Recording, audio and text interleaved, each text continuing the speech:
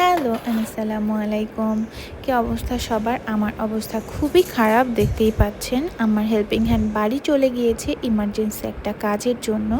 আর আমার বাসায় তার আগের দিন রাতেই বাজার করা হয়েছে। মুরগি, মাছ সব কিছু ওই অবস্থায় আমি ফ্রিজে রেখে দিয়েছিলাম। কারণ আমি দেখা যায় যে পরের দিন বুয়া আসলে তখন সব কিছু একবারে ক্লিন করে দেন আমি প্যাকেট করে রেখে দেই। তো কিছুই করতে পারি নাই, আমি সব কিছু বের করেছিলাম, এর মধ্যেই সে চলে গিয়েছে তার একটা এমার্জেন্সি হওয়াতে। তো কাপড় ধোয়া, বাজার গোছানো, রান্না বান্না সব কিছু, বাসা ঝাড়ু দেয়া সব কিছু শেষ করে দেন আমি গোসল করে আসছি। একদম ফ্রেশ লাগছিল, মানে এই গরমের মধ্যে এত কাজ করা যে কি কষ্টের। আর হাঁড়ি পাতিল ধোয়া মানে পানির কাজ করা আমার খুব বেশি বিরক্ত লাগে।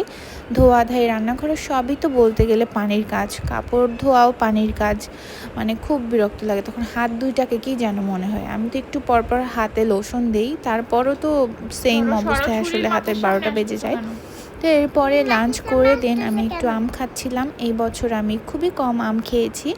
আমি সব সময় দেখা যায় মোটামুটি অনেক আম খাই, বাট এইবার কেন যেন নিজেকে কন্ট্রোল করেছি। ভাবলাম যে খুব বেশি একটা আম আমি খাবো না। মাঝখানে এরকমও গেছে যে আমি আম ধরিই নাই 1 সপ্তাহ, 10 দিন, 15 দিন। বাট এখন ভাবলাম যে এখন তো লাস্টের দিকে, এখন একটু খেয়ে ফেলি, নয়তো পরে অনেক মিস করব। আর আমার বাসা ভর্তি তো নাও, আমের সিজনে আম থাকে, আর বিছানায় কোনো পড়ে না কিছু যেন। থাকবে না। তরমুজের সময় হচ্ছে শুধু তরমুজ থাকে, বিছানায় যেন আর পড়ে আমের না। সময় হচ্ছে শুধু আম থাকে। তো লাঞ্চের পরে একটু ভাবলাম যে বসে বসে আম খাই। আমগুলো খুব মজার ছিল, যদিও এগুলো কেনা আম। মাঝখানে ছিল আমাদের পাহাড়ের আম, ওগুলো তো একেবারে শুনলে বিছানায় ফরমালিন পিঁপড়ে মুক্ত আসবে, আম। শুধু তোমাকে মানে কামড় দিবে। বুঝি যে পিঁপড়া এটার বলো। মধ্যে আসলে কিছু ইউজ করা হয় না, একেবারে ফরমালিন ফ্রি, ভালো ওই হিসেবে খাওয়া হয়। বাট এগুলো তো কেনা, এগুলো তো জানি না আসলে ফরমালিন দেয়া কি না দেয়া। তারপরও কিছু তো করার নাই, সবই তো কিনে খেতে হয়।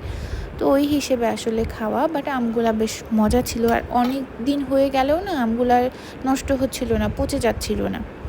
এটা কি কিসের জন্য হচ্ছে জানি না, বাট আমাদের খাগড়াছড়ি থেকে যে আমগুলো আনা হয়েছে ওগুলো কিন্তু বেশি দিন রাখার পরে দেখা গেছে যে পচে যাচ্ছিল বা একটু কেমন হয়ে যাচ্ছিল। এগুলো একদম ফ্রেশ, যেরকম আমি ফ্রিজে রেখেছি, আমি একটু প্যাকেট করে রাখি সব সময়, ফ্রিজে রেখেছি, ওখান থেকে বের করার পরেও সেম একেবারে ফ্রেশ নতুন আমের মতো।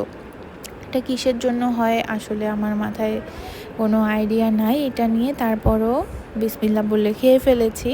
কার কার আম অনেক বেশি পছন্দ অবশ্যই আমাকে কমেন্ট করে জানাবেন। আর কে কোথাকার আম খেয়ে বেশি মজা পেয়েছেন, রাজশাহীর আম বা অন্য কোনো জায়গার আম।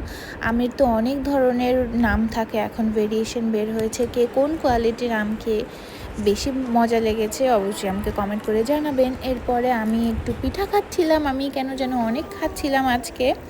এটা যদিও আমার হেল্পিং হ্যান্ড ওর বাড়ি থেকে আমার জন্য বাড়িয়ে এনেছিল। এরপরে নিজের জন্য একটু রং চা বানিয়েছি এখানে। আমি আজকে সারাদিনে চা খাইনি, তো ভাবলাম রাতের বেলা একটু রং চা খেয়ে ফেলি। এখানে আমি আদা অ্যাড করেছি, তেজপাতা অ্যাড করেছি, আর হচ্ছে লং, লেবু, এগুলা মিলিয়ে একটা চা বানিয়েছি। আর রাতে যেহেতু ডিনার করবো না ভেবেছি, কারণ আমি সারাদিন অনেক কিছু খেয়েছি উল্টাপাল্টা, তো ভাবলাম যে তাহলে একটু ছোলা আছে বাসায় রান্না করা, ওইটাই আমি খেয়ে ফেলি। শসা আর পেঁয়াজ অ্যাড করে নিয়েছি সাথে।